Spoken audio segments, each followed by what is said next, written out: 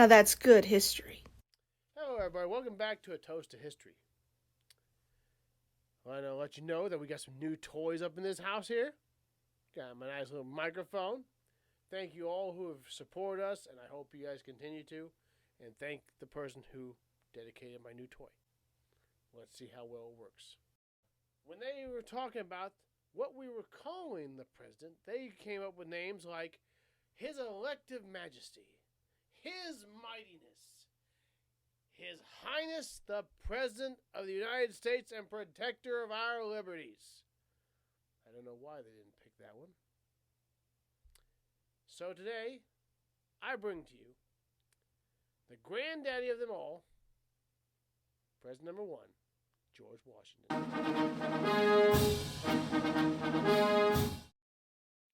George Washington, our founding father, first president of the United States. He was commander-in-chief of the Continental Army. He was a senior officer after his presidency for 2 years. President of the Continental Congress during the Second Continental Congress, and a member of the First Continental Congress. He was a Virginia delegate, and he was a member of the House of Burgesses. But one thing about Washington that not too many people know, that you had to be pristine, you had to be perfect. He loved interior design. He loved architecture. He loved surveying. He had to have his ducks in a row. So today we got to be perfect, and we got to raise up a notch. So let's see what I got in me. Ooh, I like that. I like that. But it just doesn't seem like it's enough. Not enough. Washington. I know. Ooh, that's much better. Now that's a Washington Stein right there. All right. What else? What else do I got? What else? All these new toys and all these. I don't know what to do with them. No. Sorry, George. That one's just too much. All right. Ready for this, George? Let's go into the life of George Washington.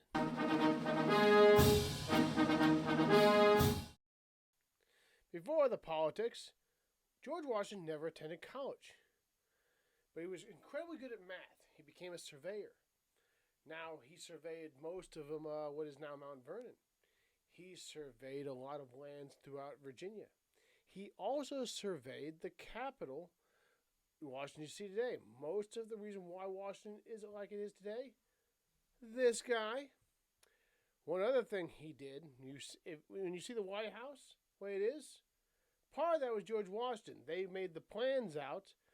Even though he'd never lived in the White House, he looked them over and made a couple alterations without anybody knowing about it until the day of. He became Chancellor of the College of William and Mary. Let me get this straight. You never attended college. And then you were the Chancellor of a college. How you all feel about your degrees now? Everybody knows about Washington serving in the British Army. And we know him being the commander of our army. But what was in between?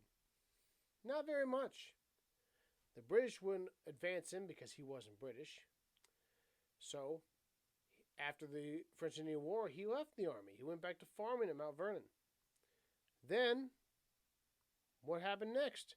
Oh, they're getting together delegates for the Declaration of Independence and the Congress. So they send Washington up there. He decides to go dressed in his uniform. They're talking independence. They think we might want to start thinking about an army just in case we do go to war. So they see this guy dressed up in uniform and they're like, hey, you look like you're dressed for the job you want. This is where we get this slogan. And do we know if Washington really wanted that job? No. I think he wanted a command. But do I think he wanted to command the entire army? That's a big debate. Big debate. So we got a guy from soldier to farmer to commander of the army. So all you farmers out there, just remember, you might one day get your calling. Who knows? President Washington, known for being a good commander, has many battles under his belt that people say he showed great leadership. I want to focus on one because we don't have that much time, and I feel it's the Battle of Trenton. Now, you've all seen the painting. Oh, he's standing up tall, going across the boat. Guys like, oh, let's go. Going for a leisurely stroll across the river. But that ain't the whole story. Washington's army has been beat up. It's wintertime. Most everybody's going in their winter quarters. Across the river is 1,500 Hessian soldiers.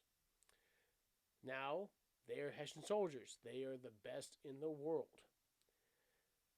But he's like, but they have guns, food, ammunition, shoes, coats, everything we need. So, he plans to cross this river and attack on Christmas Day. So, he gets these boats. He starts going across the river. And it's taking a lot longer than what he thinks it's going to take. He might have to attack these guys in daylight, and he did not want to do that. But they finally get across the river. They get to the town of Trenton. And of course, they're all asleep. They surprise the Hessians, and they take the whole lot of them. They don't lose one person.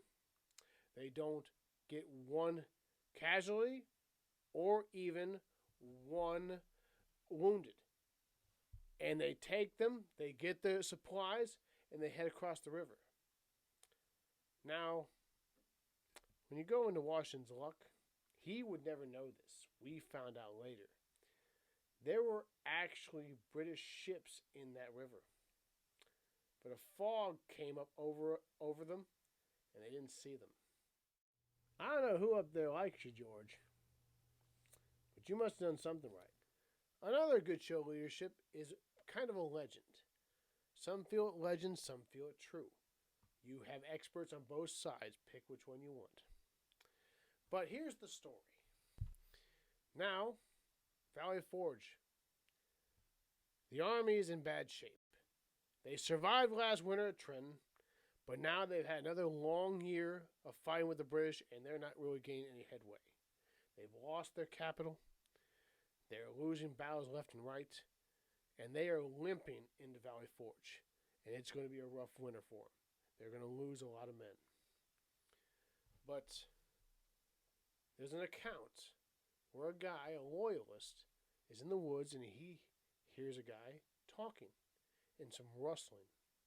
So he goes to check out, see what's going on, and he sees General Washington. And he doesn't alert that he's there, but he hears him because he sees he's praying, and he doesn't want to bother him.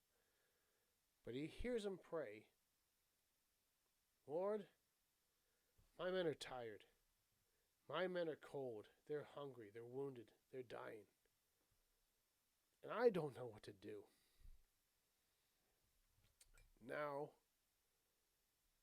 we have this account because of a Reverend Nathaniel Randolph Snowden, that this guy told what he heard, and he wrote it down.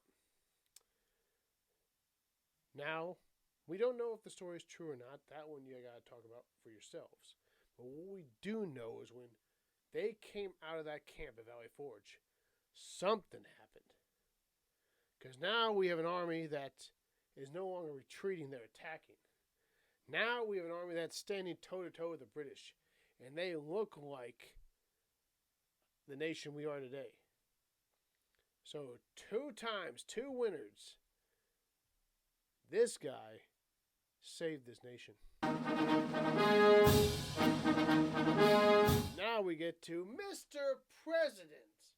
What we talked about before, he developed the term Mr. President. That's what I want you to call me Mr. President.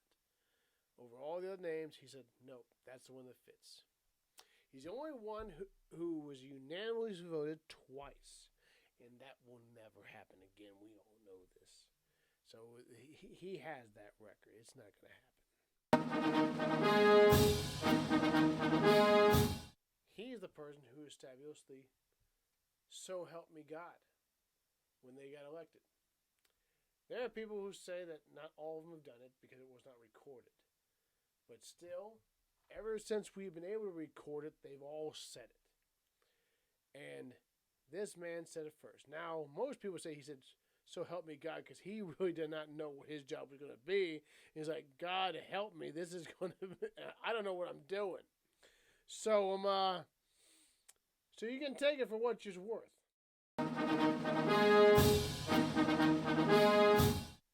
He wanted to do some taxes for the nation. And some people didn't like this. These people who were doing the whiskey, he was doing alcohol sales. And these whiskey guys were like, wait a minute. They brush off an old saying. No taxation without representation. And was like, oh, hell no. No. We put that because someone across the ocean was saying, you need to pay these taxes. No. We're here, you're over here, this is the law of the land, and he jumps on his horse Nelson, nice, beautiful white horse Nelson, and leads the army up there and squashes the rebellion. He set the foundation for many presidencies, like we said. He, Mr. President, so help me God. This man is the benchmark for everybody who's ever taken the oath. He said, I walk on untrodden ground. And you know what? You did a damn good job. So let me get this straight. You show up and they make you commander of the army. You just show up and they make you president of the United States. Who's your campaign manager, man? Now, George Washington refused to run for a third term, even though he would have probably got unanimously again. But he refused. He basically throws the keys to John Adams. I'm out. I'm tired. I don't want to do this anymore. Now, part of me thinks that he's like, John Adams, you don't even know what you're getting into. That's why I'm out. And then, the Articles of Confederation they've been having trouble with since the nation was born. It does not have a lot of power toward the federal government, and they decide they're going to call all the delegates and they're going to take a look at it and try to improve it. Instead of improving it, they rip the damn thing up. And they say, ain't going to work, we're going to start over again. And who do they call up to say, we need someone to be president of this convention? They call up George Washington. He's like, no, you're not getting me this again. You're not. But of course, two of his friends coax him into doing it. And he says, all right. He goes in, we're not going to leave here till this is finished. And basically he says a little else after that. He votes at the end, but basically he does a little bit. I swear, he's like, if I talk, they're going to get me to run for a third term. And I ain't having it. Not having it. The legend always has to come to an end. And on December 12th, George Washington riding on horseback, great horseman. John Adams called him the best in the country. And he could have been right. And George Washington, president, general, always got to make sure everything's running smoothly. So he's riding along his property, checking out his entire grounds. He comes in for dinner, decides not to dry his clothes off, just go and eat, and then I'll take care of it later. His throat swells up and he starts to come down with pain. 2 days later, he dies, surrounded by his family. His last words is, "'Tis well." But before he died, he had his lawyer come in there and they wrote up his entire will. One thing, freeing all his slaves upon his death. And he is still buried there at his property in Mount Vernon. And I'm telling you, I've been there. Last time was 6th grade. And though I don't remember much, I remember how in awe I was with the property. So you should go there, check out Mount Vernon, and honor our first president, our founding father, George Washington. Fast facts, because I don't want to end on a sour note. He fathered no children, but he had 2 stepchildren. He has no middle name. His name's George Washington. He was never given a middle name. He was actually born February 11th. But wait a minute, Jared, this is February 22nd. And we all know he was born on February 22nd. Yes, technically. When he was born, they were under the Julian calendar. Later, the British would adopt the Gregorian calendar. That would set 11 days off. So, he would be born on February 22nd. Happy birthday, and happy belated birthday. No one can ever outrank George Washington. He's a 6-star general. There's only 2 other generals who've gotten the 6 stars. But they passed a law saying that he will never be able to be outranked. So even dead, the man is the highest ranking officer in the United States and always will be. Something tells me they just want him to serve again. I don't know. To General Washington. To Mr. President George Washington. To our founding father. This man defeated the British. He set the standard for the presidency. He's on our quarters. He's on our dollar bills. We see his face every day.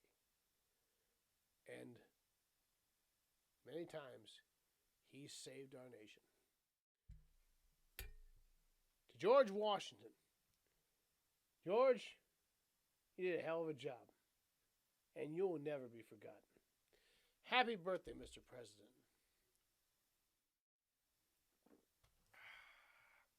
Now that's good history. No, relax. What if I start drooling when I